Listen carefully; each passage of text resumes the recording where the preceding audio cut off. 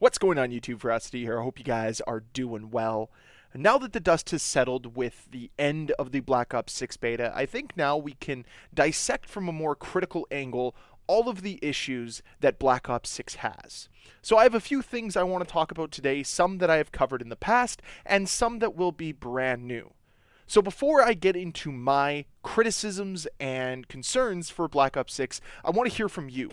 What were the main issues you had with Black Ops 6? Even if you like it, if you had to find one negative thing about it, what was it? Leave a comment down below.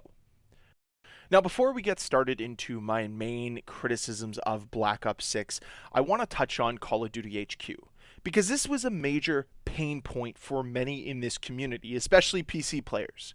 Because not only do we have to download COD HQ if we already didn't have it, we also had to load COD HQ to then load Black Ops 6 from a separate window. And it just seemed very convoluted and unoptimized for the players, which was very disappointing. However, I think this was more of a beta problem and not an overall COD HQ problem. I still hate COD HQ, still wish they would do something different, but I think the game will launch very smoothly and consistency off COD HQ, similar to how Warzone, MW2, and MW3 launch off of COD HQ right now. So I don't really think it's this massive thing that we need to panic about. It's still something that I'd love to see changes to, but as it stands, I expect it to be a very streamlined and optimized process to open up Black Ops 6 the same way that it is for MW3. It's just too bad that Call of Duty HQ still has that old UI that is very reminiscent of utilizing some sort of streaming service. So maybe there's a massive update coming there as well. But we'll have to wait and see. Now let's dive into everything wrong with the Black Ops 6 beta. And how can you mention Black Ops 6 without also touching on the poor connection quality, the packet burst that is in this game? And I understand, it's not a problem for everybody. But for some, it's absolutely game-breaking. And for me, it's something that is such a nuisance and annoyance when it pops up. I can understand if this was a franchise that was brand new that's trying to cement itself within the genre. Okay, maybe a few connection issues, understandable. But a 20-year franchise that nets billions of dollars of revenue every single year, and they still cannot provide a stable connection, that's just downright embarrassing. And I know I use that word a lot, but it's true.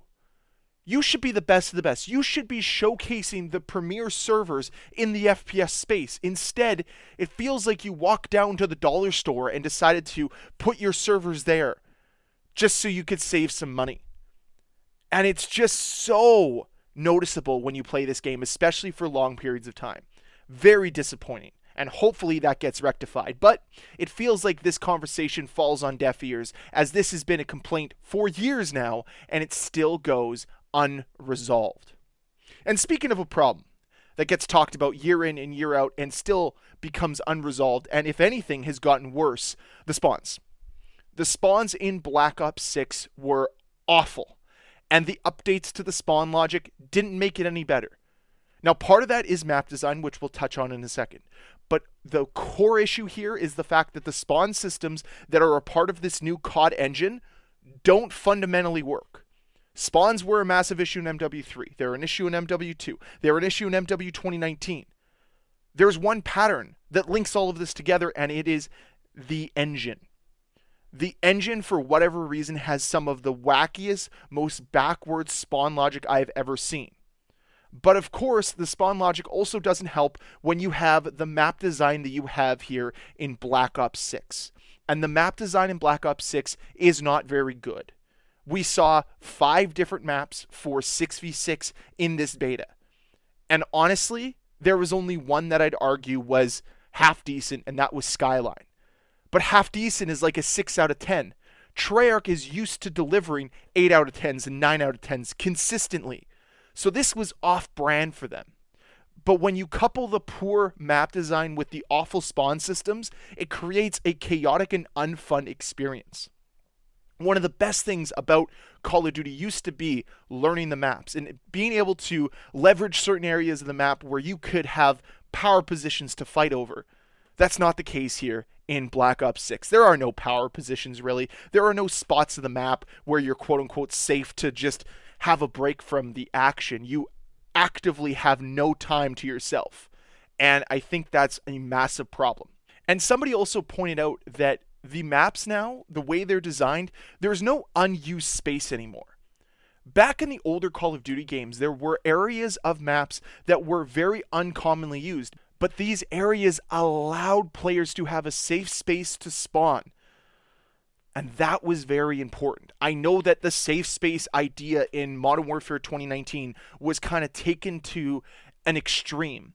But now we've swung the pendulum too far to the other way where there is no safe areas to spawn, to catch your breath, to take a second, maybe to call in a kill streak.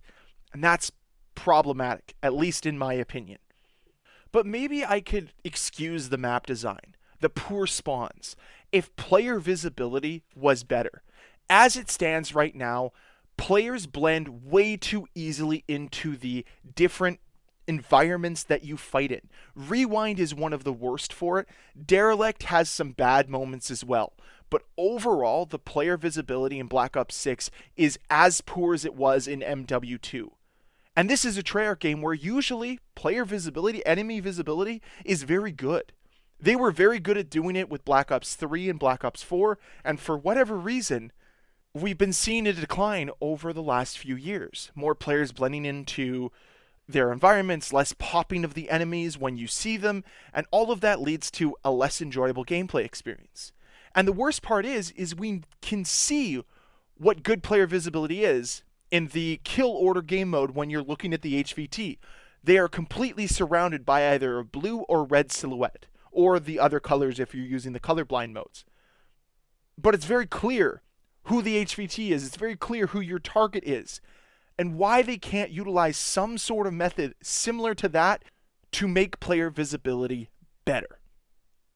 I'm not saying everybody needs to be covered with red silhouettes, but something to enhance the view of your enemy would only do wonders for this game, especially amongst all the chaos.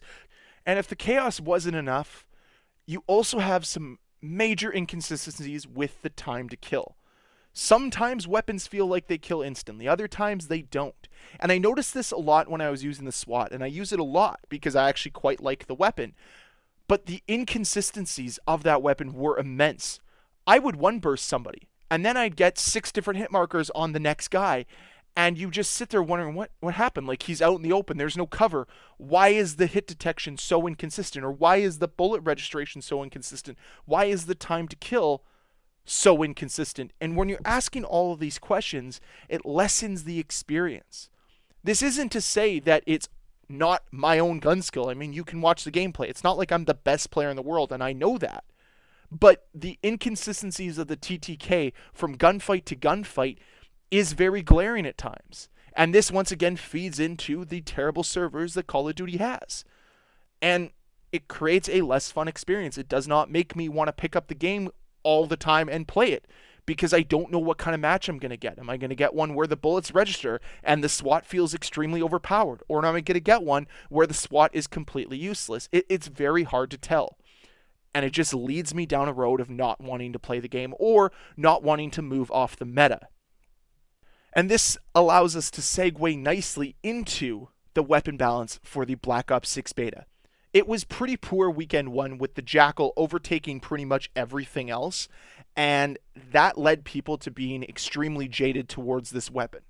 And it really felt like they were just trying to advertise the brand new weapon variant, or what are they called? Weapon blueprints? That's what it's called, a weapon blueprint for the Jackal, so more players bought the Vault Edition, and it was just kind of sleazy. At least that's how it felt. And I know they nerfed it slightly for the second weekend of the beta, but it still felt extremely overpowered. And even the MP5 in the game, which I know is not called the MP5, felt overpowered at times. And all of this lends itself to the TTK inconsistencies, and then of course leads itself to having some weapons that feel more powerful than others, especially when you're using a weapon like the SWAT. You just can't really compete sometimes because the SWAT isn't as powerful as things like the C7 or the C9 or whatever it is and the Jackal. you're just going to lose those gunfights. And I'm not saying that all the weapons need to be perfectly balanced, but it would be nice to see a little bit more consistency when we get into the actual game. And of course, we will be getting more weapons when the game comes out as well. Let's shift now into the movement, which for many was a highlight of the beta. And this isn't me necessarily saying that I dislike the movement. I like the idea of it. It just needs to be refined. There were many times where I felt that what I was pressing wasn't replicating on screen. I'd be trying to prone and the game would register it as me trying to dolphin dive backwards. And while these aren't massive problems, it's those little bit of refinements and fine tuning that the game needs, especially when the movement is as fast as it is. Because let's say you're on the top of the roof on Skyline and you're shooting over to the balcony and you're in a gunfight and you're trying to move in and out of a gunfight. It is much more responsive if the game properly registers your button clicks to go prone instead of dolphin dive backwards. So you can go prone, use your stim, which we're going to talk about in a second, come back up and be ready for that second fight. It's these little things that will just lead to Black Ops 6 being better all around. And I know part of the issue might be a little user error, and I'll take blame on that. But I think part of the issue as well goes back to the server issues that we've already discussed. It would be really nice if the button presses were extremely responsive, especially when the movement is how it is in Black Ops 6. Overall, though, I do like the movement. Just some refining is necessary. Now on to my final point, and this is where I'm going to finish the video with an extremely unpopular opinion, and I know that most of you will not agree with me. But I would like to see the stim shot removed from Black Ops 6. Reason being, health regeneration in Black Ops 6 is already pretty quick, and frankly, if they want to fine-tune it a little bit more, optimize it a little more, they can. But as it stands right now, the stim shot is such a crutch for so many players in this community because it allows you to expand your life a little bit longer. But if people were able to utilize the Omni movement to its full extent and be able to get behind cover to regen their health and then enter another gunfight, that would be optimal. That would be way better from a gameplay mechanic standpoint. And on top of it, you would then entice players to use the flashes, the stuns, and hopefully at one point in time, the EMP grenade as well. That to me is far better than having this stim shot meta right now that people are utilizing, especially with the fact that you get 2 from spawn. I would like to see that changed. And with, I think it's Quartermaster or Gearhead, one or the other, I can't remember what perk it is, that allows you to just regenerate them throughout the match while you're alive. To me, just, again, it forces players down that path of having to utilize the stim, and I'd like to see us move away from that. Health regeneration is fine. I don't think instant health regeneration needs to be in Black Ops 6. Again, though, it feeds into that very fast-paced gameplay loop that Call of Duty wants, but it'd be nice to add that little tactical element to escape gunfights to regen your health. But those are just my thoughts on that.